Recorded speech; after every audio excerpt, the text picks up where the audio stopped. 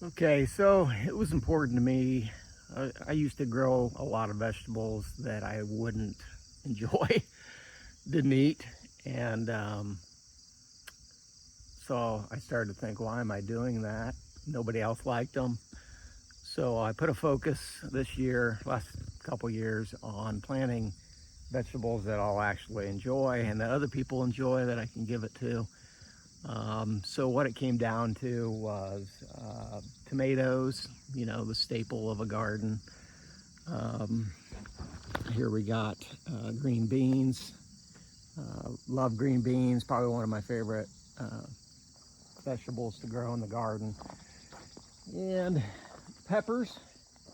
I do enjoy peppers. However, this year I planted habanero red peppers, and they are extremely hot, and they actually have an oil on them that does not come off easily washing your hands. And I ran into a situation where, even though I scrubbed and scrubbed, I went to take my contacts out the other night, and my eyes were on fire to the point where I had to flush them with water for a while. Um, Next day, I scrubbed more. I used Dawn dish soap.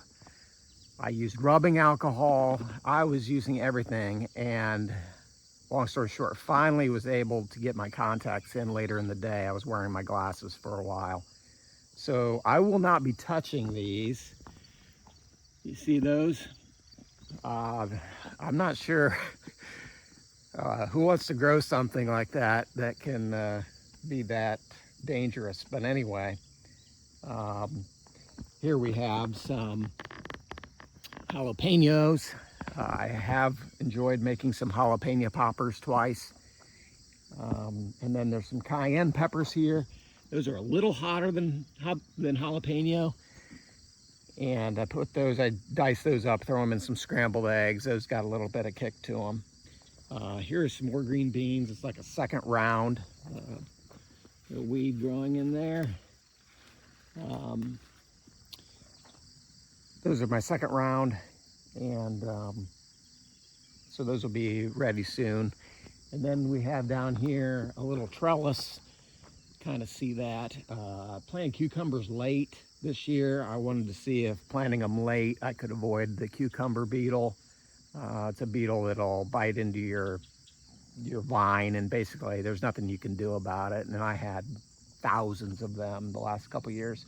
Those were Laura's absolute favorite because she would green juice. I got that recipe down pretty good, what she liked. I was making that for her for the last year or so, just because it was something she really loved. And so the cucumbers on here are just are thick if you can find them. Here you can see them, but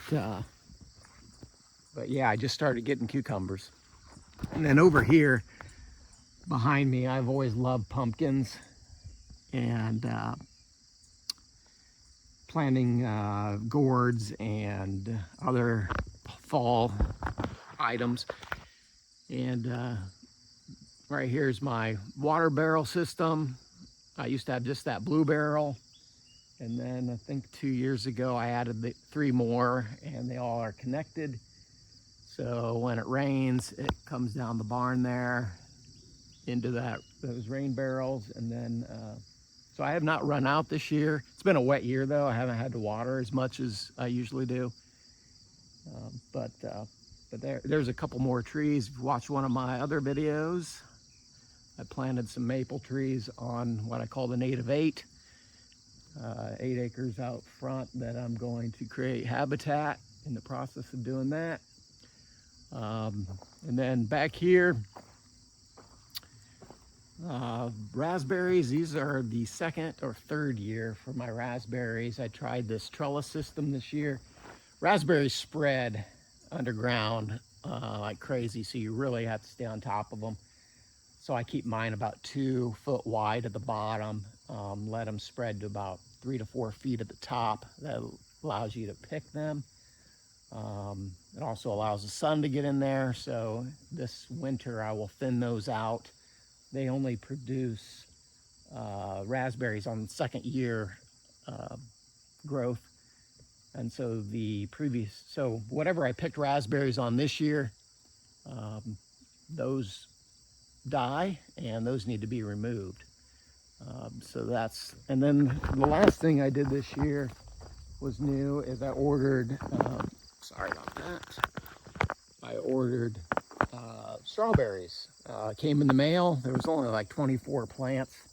They looked like they were dead, but you plant those, and I think I planted them like right after frost, so sometime in April 15th or so. And those had just taken off. They develop runners, and you have to plant the runners, and look how thick those get. So the first year you don't actually get strawberries. I mean, you can, but you should focus on the plant's growth. So I picked the blossoms to prevent strawberries, and then so next year those should be pretty thick. So that is the garden, all things that I enjoy eating and other people enjoy eating, except for the red habaneros. Personally, stay away from those, and I'm not going to even probably touch them. If I do, I'll have gloves on and maybe get rid of those. But anyway, that's an update from the garden here in late August. And it's something I enjoy. I've always enjoyed gardening, and I put this fence up last year. It's a gray fence, goes all the way around.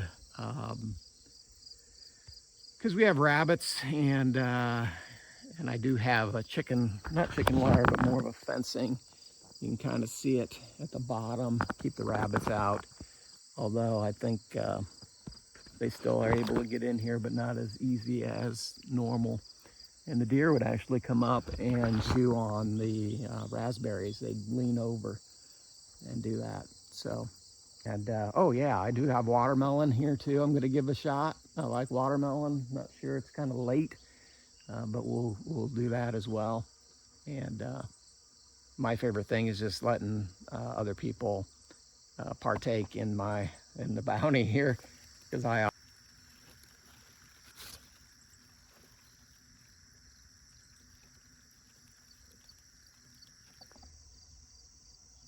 forgot to mention a couple other things. Last year I put in these planter boxes. I used 2x12s, filled those with topsoil, a little easier to control where things are at. I don't need to rototill or anything like that anymore. I use what they call as the back to Eden practice of gardening, which is basically there's no exposed dirt anywhere. I use wood chips even in the paths. I use wood chips in the planting beds. The whole concept of that is, and it's worked for me, is a lot less weeding, a lot less watering, moisture retention, and all that is excellent, and I'm glad I did it. I haven't done all the beds. The pumpkin beds over here I have not done, or the tomato beds here, but you can see everything's covered. Literally when you walk on this, it's spongy, and if you know, even in the driest time of the year, we could go 2 or 3 weeks without rain, and if I move those wood chips out of the way, it's still moist under there. So I really enjoy doing that. I really find that I have so much less work. And I do have to add wood chips maybe every year, at least so far I have. We'll see what next year brings, but I don't buy the expensive mulch, the colored mulch and all that. This is just from an arborist taking down a tree, and it's the wood chips. You just got to be careful. You do not get walnut tree wood chips. It's been said that those wood chips are toxic to plants, so make sure you ask your arborist about that as well. So yeah, That's an update from the garden here in August, and can't believe summer's winding down. But anyway, just keep moving forward, and I'll see you outdoors. Thanks for watching.